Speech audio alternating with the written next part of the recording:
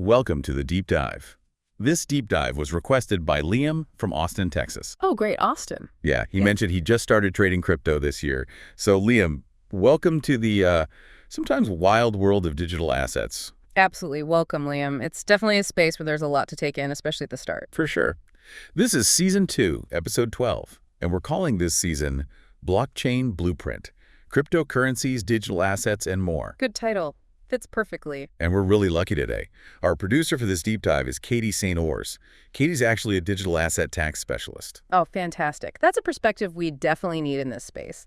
Taxes and crypto, that's a whole conversation in itself. It really is. So her insights are woven into this. Today, we're diving deep, trying to make sense of crypto, blockchain, all these digital assets. We're using two main sources you shared with us. Right. A primer on cryptocurrency, which is a good foundational piece, and Katie's own guide, Decoding the Digital Asset Universe, a crypto vocabulary guide. Exactly. And our goal really is to help you, especially if you're new like Liam, cut through the noise, understand the basics, how it works, what you can maybe do with it, and crucially, the risks involved. Yeah, starting with the fundamentals is key. So the primer, what does it say cryptocurrency is at its core? It defines it simply as a form of digital or virtual currency. Mm-hmm. But the important part, like you said, is how it works. Mm-hmm. It operates on a decentralized computer network. That's the fundamental difference from, say, dollars or euros. No central bank, no government pulling the strings. Exactly. Control is spread out across this network of computers, and it uses cryptography, that's the crypto part, for security. Okay. And it needs agreement across the network, right? Yeah. That's the consensus thing. Precisely. A consensus mechanism ensures everyone agrees on the transactions. So key characteristics from the primer: it's digital, it's decentralized. It uses blockchain technology. Let's pause there. How does the primer describe the blockchain itself? It calls it a distributed public ledger. Think of it like a shared record book. Everyone on the network has a copy, and crucially, it's built to be really, really hard to change once something's recorded. Immutable. Immutable, got it. And cryptography secures the whole thing. Yes, secures transactions, verifies ownership. It's the mathematical engine under the hood. And here's a big one the primer points out. No intrinsic value, unlike, traditional money backed by a government. Right. This trips people up. Its value isn't tied to gold or government promises. It's driven by market forces, supply, demand, how useful people think the technology is, sometimes just speculation. Purely market-driven. And transactions are public on the blockchain, but they're tied to a wallet address, not your name directly. Correct. The primer calls it pseudonymous. Not fully anonymous because the transactions are visible, but your real-world identity isn't directly linked on the chain itself. Okay, so we have this digital decentralized thing running on a blockchain. How does it function? How do transactions actually get recorded? How is new crypto made? It comes back to that blockchain ledger. Transactions get grouped together into blocks. Right, blocks. And these blocks are added to the existing chain one after another, creating that permanent shared history. Adding blocks and creating new coins happens via those consensus mechanisms. Okay, like mining. That's the one most people have heard of with Bitcoin, proof of work. Exactly. Proof of work, or POW. Miners use a lot of computing power to solve these complex math puzzles. Kind of like a race. Yeah, the first one to solve it gets to add the next block to the chain and earns a reward, newly created crypto, the block reward. It's energy intensive, but very secure. Trade in your boring job for a brilliant career using Adobe Creative Cloud. Start learning now with the free trial link in the description. Okay, and the other main one mentioned is staking, proof of stake. Right, proof of stake, or POS. This is generally seen as more energy efficient. Instead of raw computing power, participants, called stakers, lock up some of their own crypto as collateral. They put skin in the game. Precisely. They're then chosen, often based on how much they've staked, to validate transactions and create new blocks. They earn rewards for doing this, incentivizing good behavior. So mining, or staking, keeps the network secure and generates new currency. Now, why would someone like Liam want to get involved? What are the uses the primer lists? Well, the most straightforward is payments, buying goods and services. Adoption varies, but it's growing. Some people talk about it as a store of value, right? Like digital gold, maybe? Yes, that's a common narrative, a potential hedge against inflation, though its massive volatility makes that a debatable point for many. It's not exactly stable. Definitely not stable. And then there's what Liam's doing, trading and investment, buying, selling, trying to profit from price movements on exchanges. That's a huge part of the market, yeah. And underlying a lot of newer applications is decentralized finance, or DeFi. Right, the primer mentions that.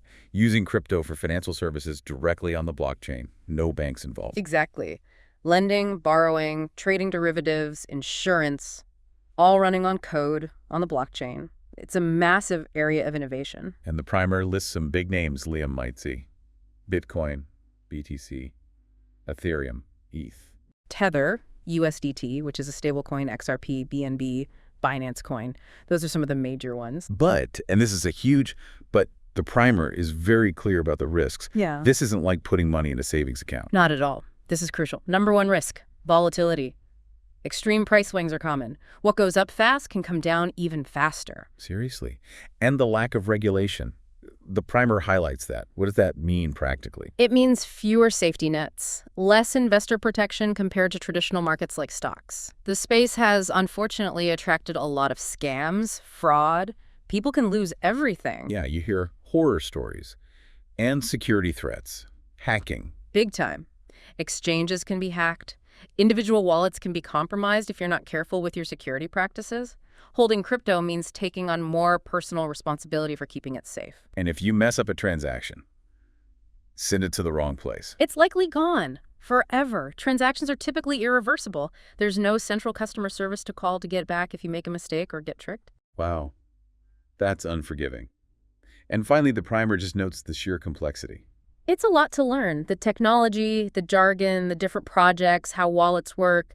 It's a steep learning curve for beginners. So the takeaways, especially for Liam, are do your homework. Really research before you invest. Understand what you're buying. And the golden rule. Only invest what you can truly afford to lose. This is speculative stuff. And maybe talk to a professional, someone who understands this space, like, well, a digital asset tax specialist, perhaps. Definitely seek informed advice if you're unsure. Knowledge and caution are absolutely essential. Okay, speaking of knowledge and complexity, let's shift gears slightly and tackle that jargon. This is where Katie St. Aura's guide, Decoding the Digital Asset Universe, comes in super handy. It really helps clarify the language. Yeah, that guide is great for breaking down the vocabulary. It starts with what it calls the core pillars, the absolute basics. Like blockchain, again, that shared, immutable, decentralized ledger we talked about. Right. And cryptocurrency itself, digital currency using cryptography, running on that blockchain, the guide contrasts it clearly with traditional fiat money. Decentralization, spreading control. And digital asset as the umbrella term. Yeah, crypto is a type of digital asset, but so are things like NFTs, tokenized real estate, potentially. It's broader. And DLT, distributed ledger technology. That's the overall tech category. Blockchain is the most famous type of DLT. And cryptography, the science making it secure, those are the foundations. Got it. Pillars established. Then the guide gets into key players and concepts, how the network actually operates and how you interact, like a node. A node is just a computer participating in the network. It holds a copy of the ledger, validates transactions, keeps the network running. And it digs a bit deeper into mining, proof of work, the competitive puzzle solving for rewards. Bitcoin's method.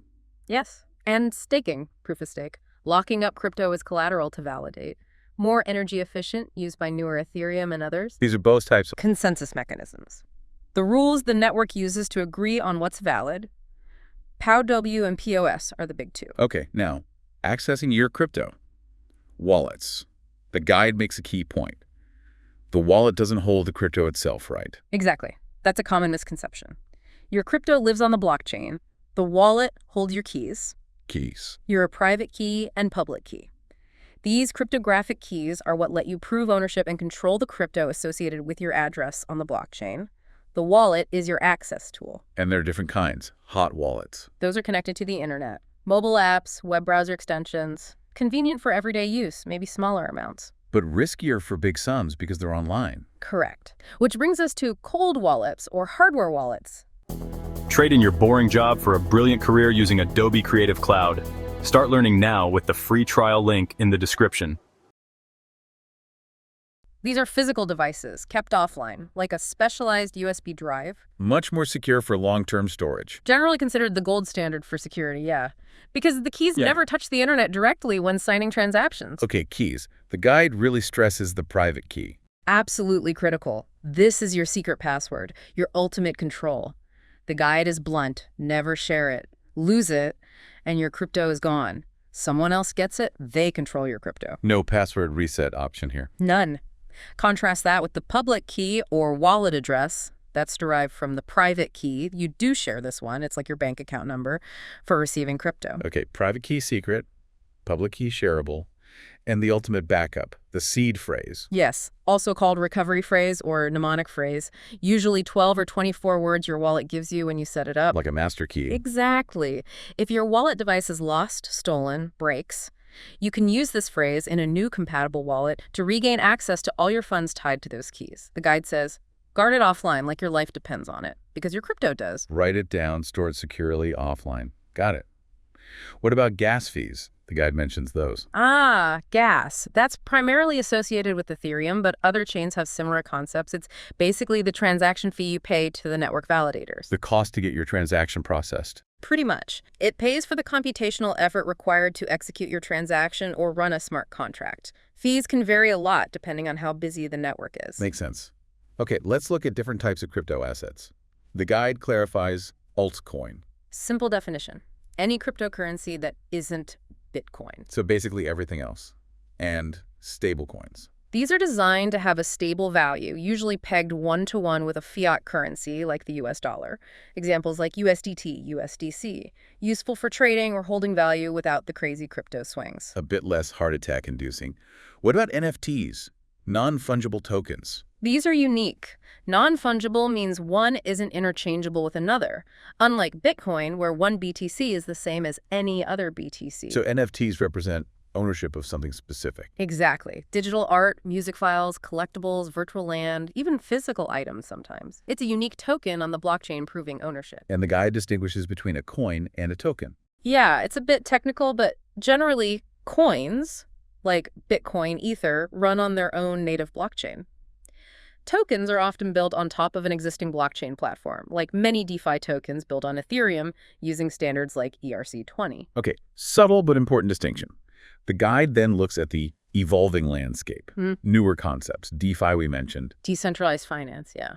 Building finance without banks. And DXs. Decentralized exchanges, like Uniswap, SushiSwap, where you trade directly with others. Right. Peer-to-peer trading using smart contracts. No central company holding your funds during a trade, usually. DAOs.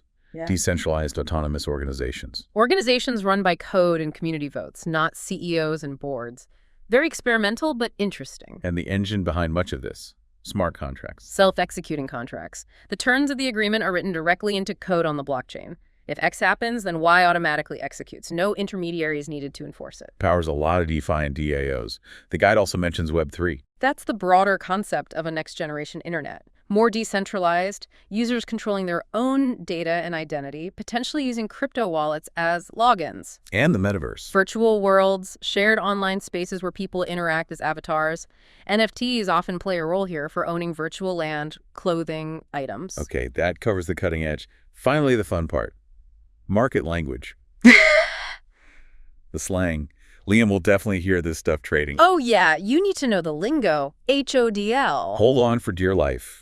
Just holding your crypto, refusing to sell even when the price crashes. That's crypto mantra. FOMO. Fear of missing out. That anxiety when everyone seems to be getting rich on some coin and you're not in drives impulsive buying sometimes. Definitely. And its opposite, FUD. Fear, uncertainty, and doubt. Spreading negative news or rumors, often intentionally, to scare people into selling or to drive down prices. Which is why the next one is so important. DYOR. Do your own research. The absolute cardinal rule. Don't just trust hype or FUD. Investigate things yourself. Couldn't agree more. Moon or mooning. Price going way, way up. Skyrocketing. To the moon is the battle cry. Classic. Then you have market conditions. Bull market is when prices are generally trending up. Lots of optimism. And bear market is the opposite. Prices trending down. Pessimism sets in. And some nasty terms to be aware of.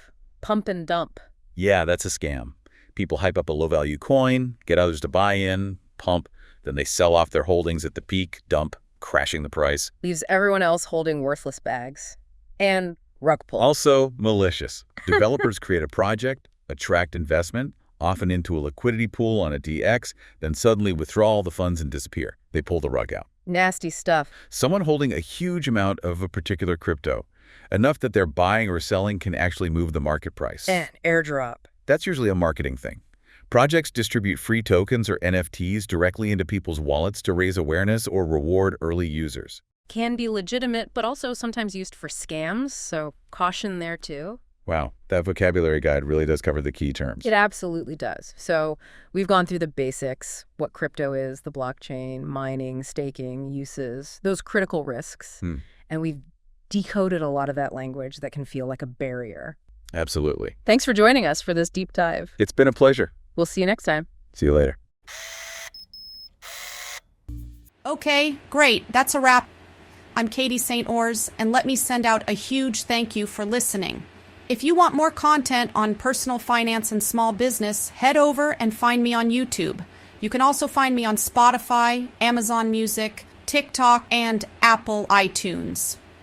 Thanks again for tuning in, and I'll catch you on the next Deep Dive podcast.